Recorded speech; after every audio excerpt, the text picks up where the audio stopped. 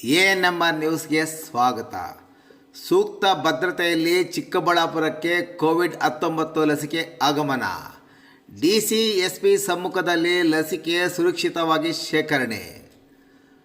ಬಹು ನಿರೀಕ್ಷಿತ ಕೋವಿಡ್-19 ಲಸಿಕೆಯು ಸೂಕ್ತ ಪೊಲೀಸ್ ಭದ್ರತೆಯೊಂದಿಗೆ ಬುಧವಾರ ಸಂಜೆ ಬೆಂಗಳೂರಿನಿಂದ ಚಿಕ್ಕಬಳ್ಳಾಪುರ ಜಿಲ್ಲಾ ಕೇಂದ್ರಕ್ಕೆ ಆಗಮಿಸಿತು.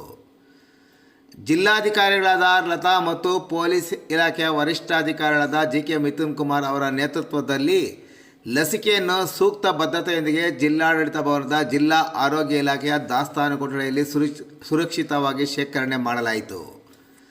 ಜಿಲ್ಲೆಯಲ್ಲಿ ಜನವರಿ 16ರಿಂದ ಮೊದಲ ಹಂತದ ಕೋವಿಡ್ ಲಸಿಕೆ ವಿತರಣೆಗೆ ಚಾಲನೆ ದೊರೆಯಲಿದೆ. ಪ್ರಸ್ತುತ ಜಿಲ್ಲೆಗೆ 500 ವೈಲ್ಸ್ನಷ್ಟು ಲಸಿಕೆ ಬಂದಿದ್ದು, ಇದನ್ನು ಸುಮಾರು 5,000 ಜನರಿಗೆ ಲಸಿಕೆ ನೀಡಬಹುದಾಗಿದೆ. ಪ್ರಸ್ತುತ ಜನವರಿ 16ರಂದು ಮೊದಲ ಹಂತದಲ್ಲಿ ಜಿಲ್ಲೆಯಾದ್ಯಂತ ಆರೋಗ್ಯ ಇಲಾಖೆಯ 853 ಮಂದಿ ಕಾರ್ಯಕರ್ತರಿಗೆ ರಾಜ್ಯ ಸರ್ಕಾರದ ಮಾರ್ಗಸೂಚಿಯಂತೆ ಲಸಿಕೆ ನೀಡಲು ಅಗತ್ಯ ಕ್ರಮ ಕೈಗೊಳ್ಳಲಾಗಿದೆ.